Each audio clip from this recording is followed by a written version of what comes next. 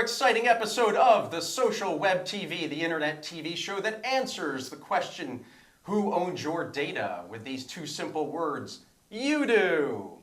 All right, and this week I am not all alone. I missed you guys. We brought you some company.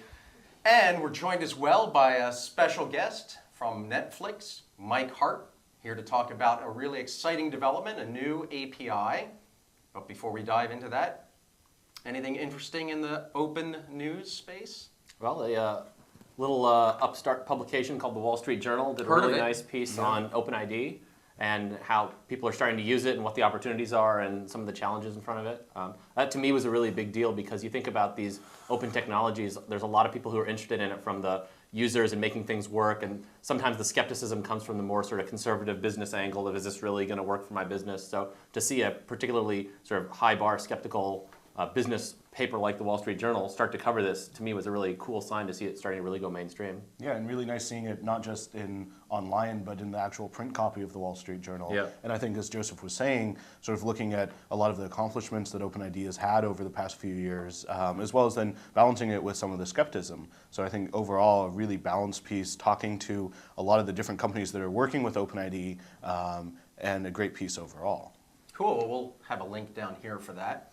And it's kind of an interesting follow-on to, we mentioned in a recent show that New York Times had written up about APIs, and so this openness in APIs and interoperability really is becoming a mainstream story. So, in fact, there was that big media conference a couple of weeks ago. Yeah, a few weeks ago, sort of following after Web 2.0 Expo in New York, the OpenID Foundation, along with the BBC, hosted sort of a one-day workshop with about maybe 16 to 20 sort of large content providers and media companies talking about what they're looking at doing with OpenID, some companies actually showing some of the things that they're about to ship with OpenID, and sort of really pulling together a conversation sort of looking at how these pieces of social web infrastructure technologies go from being used on blogs and wikis to large media companies and what they're really thinking about how they can make their online experience more social.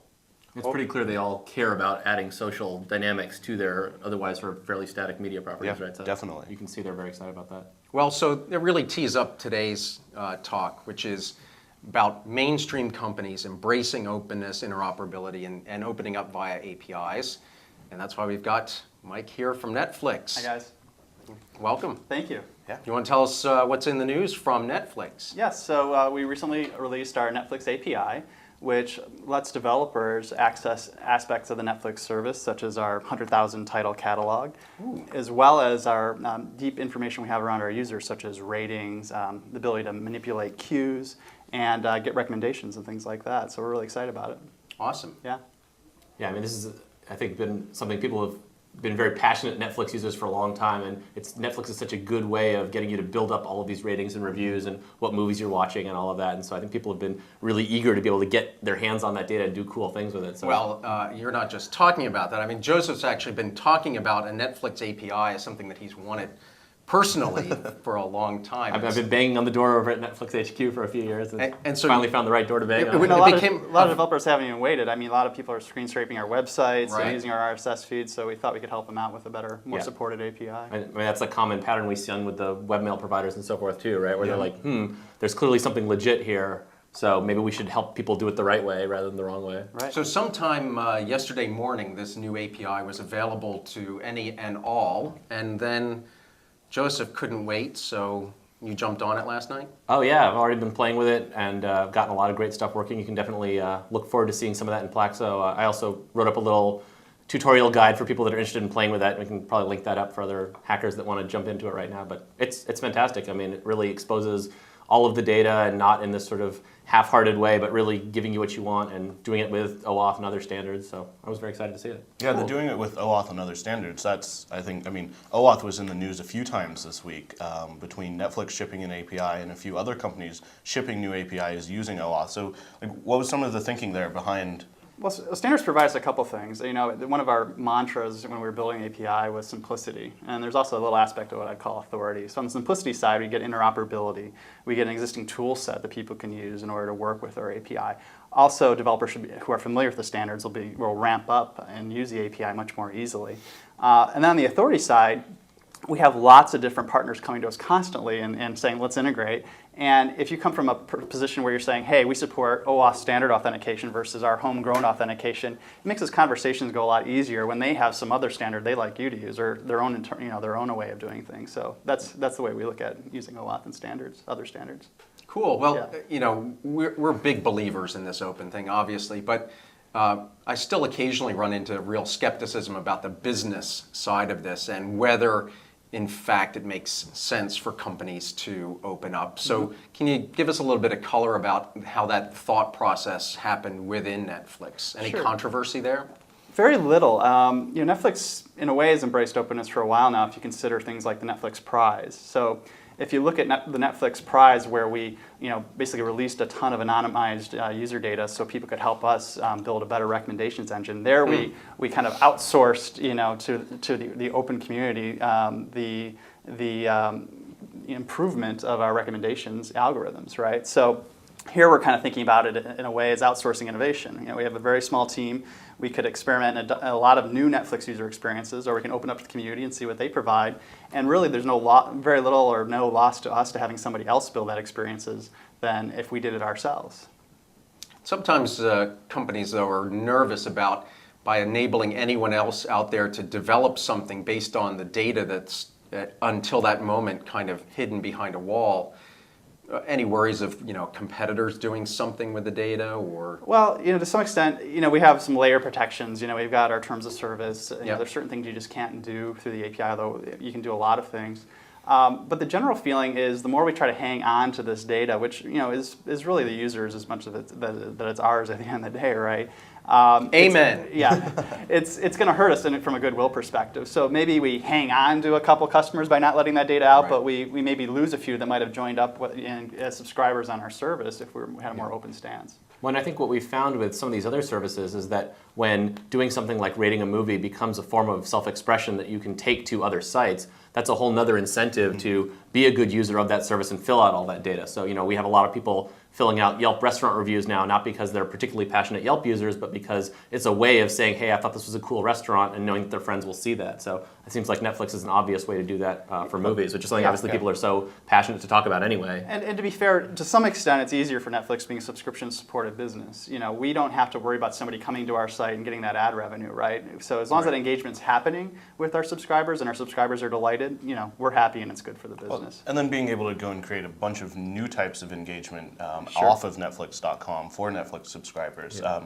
What are some of the interesting things that you've seen built or that you think will be built with API? I think there's kind of two classes of things you'll see. I think you'll see a lot of Netflix Lite applications, if you will, where people are replicating the Netflix site experience or some subset of the Netflix site experience on mobile phones or in portals like iGoogle, for example. Then I think you'll see more of the mashup flavor things where you'll see like Netflix add to queue and play buttons embedded in movie pages, in movie portals, or maybe little movie widgets popping up in blogs, around in contextual kind of circumstances. So those are the big classes of things I think will happen. But we also recognize there'll be some serendipity here where some things will happen that we totally didn't think about. So we're very excited about those possibilities as well. Yes. Go ahead. I was just going to say I've started playing with Boxy a little bit recently, which is like a new social skin on top of the Xbox Media Center. So being able to now go and combine Netflix data into there as well and run it on my hacked Apple TV, that would be pretty cool. We've certainly seen, like in the Twitter and friend feed world, there's been all this activity of building cool little downloadable desktop clients or other kinds of interesting ways of accessing the same service, and people have done a lot of cool little innovative things there that sort of take off Darwinianly, so definitely expect to see that there as well. Yeah, and from a Plaxo perspective, as soon as we saw that there was this API, brainstorming started occurring, and we thought of at least 3 different cool things that we could do there. Well, and classic case to your earlier point of, we wanted to add Netflix into Plaxo from day one, so it's such a clearly obvious thing people use and want to talk about. But in the old day, when there was just these, sort of RSS feeds that were sort of with obscure URLs, getting a user to even say, hey, I use Netflix and I want to tell you how to access my data, was just sort of too cumbersome to really make it work. And I'm sure that was fairly common. It's sort of security through obscurity, but sort of it's so obscure that you can't do the basic thing now. So with OAuth being able to just literally pop a user over and have them come back and be able to get their data, that's going to be a huge benefit. Yeah, this cutting and pasting of feed URLs is definitely going to keep this growth of social activity hitting social networks. It's definitely going to keep mom and pops from doing this kind of stuff, right? It's just too cumbersome. Yeah, it was something we supported Netflix in the Action Streams plugin for movable type, and it was the whole trying to describe to people how to go find their URL. Now being able to just change it to, oh, you want to add your Netflix account, and sort of it all happens behind the scenes, like FireEagle. So like very easy to say, hey, I want to set up FireEagle. It bounces back and forth with OAuth, not having the user have to think about it. Yeah, and one of the main things that happens here, the more I talk with different folks in different companies, I realize that the stuff we've all internalized is not necessarily common business wisdom right now. But essentially, by being able to bring in things like your Netflix experience, bringing that into various aggregators like Plaxo Pulse or FriendFeed or even Facebook, the big social networks are becoming aggregators too, that even though this is having stuff happen far away from your destination site, it's actually an engine. It's an engine of social discovery that generates more awareness of your service. It generates traffic back to your service.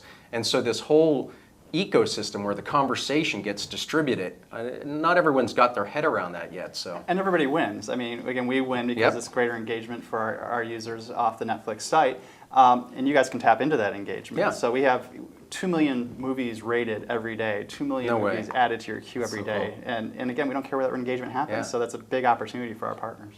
Awesome. Yeah. In fact, Netflix was one of the first companies to really get it right of sending you an email when you return a movie and saying, hey, take a moment to rate this video and starting that engagement before you even come to the website. Right. And the best part of that conversation is the subscriber's end of it, if you will, doesn't require a lot of effort. A lot of this activity is passively generated from what they're doing with the service automatically. Right. That was another thing that really excited us of, it's when you want people to express themselves online, getting them to put in that content in the first place is often the biggest hurdle. So if you want people to say what books they're reading, for example, that's something we'd love to talk about, but getting a user to sit down and input all the books they've been reading is kind of hard. Whereas with Netflix, just by renting and rating those movies, you're already creating that data. So I expect there to be a lot richer content there very easily. So one other angle I want to make sure we cover before we go, and I mentioned in a blog post I did on the subject, which is tying the Netflix APIs also into the context of ones we've seen recently from Best Buy and MTV. And a company, Mashery, comes up mentioned. Could you tell us a little bit about who they are and what their involvement in the project is? So, Mashery is basically a cloud service at the end of the day. It provides our developer portal, which is where our developers come to register and get support in forums, or where our blog's hosted. And they're also, in a way, an API proxy. They actually authenticate and limit all the requests coming into our API backend and log all the activity as well. So it's a very nice service for us to get up and running quickly with relatively low risk. So they're basically making a business out of this larger trend of lots of different companies wanting to open up and get a vibrant developer community around them. Yeah, and again, for us, it was all about leverage from the beginning. So the less, the more we could focus on kind of the core Netflix, aspects of the service, like which APIs to provide, and let Mashery handle the security-related stuff, like OAuth and everything else, the easier it made our job. So. Yep. Well, it's a great model, right, of companies that sort of say, here's my little value add, and let me just sort of put that into the ecosystem. I think that's exactly the kind of model that's going to see this stuff really take off. And also, it shows from a business and maturity standpoint that this ecosystem of needing to have APIs for larger companies or companies that don't necessarily focus on APIs, having there be businesses like Mashery, which are focused on making that easy, I think shows that this isn't something that's going to go away anytime soon. Yeah, it's definitely a healthy sign. So I think open invitation to the folks at Mashery. We should have you on our show. Good point. Yeah. Anything else about the Netflix API that you want to make sure everyone out there is aware of? Developer signups are going very quickly. I think we'll probably break 1,000 developers today, which is pretty unheard of. So we're very excited about the level of uptake we've gotten thus far. All right, well, I think I'm really excited to see what sort of stuff's going to come out of that. We'll probably follow up on a future show and show off some of the apps that emerge, so make sure to keep us in the loop on that. Fantastic, we'll do. Cool. Well, anything else you guys want to add? No, it's a good week. Yeah. You're well rested after your travels on the East Coast? A little jet lag, 3 hours. All right, so make sure you join us next week for another exciting episode of The Social Web TV!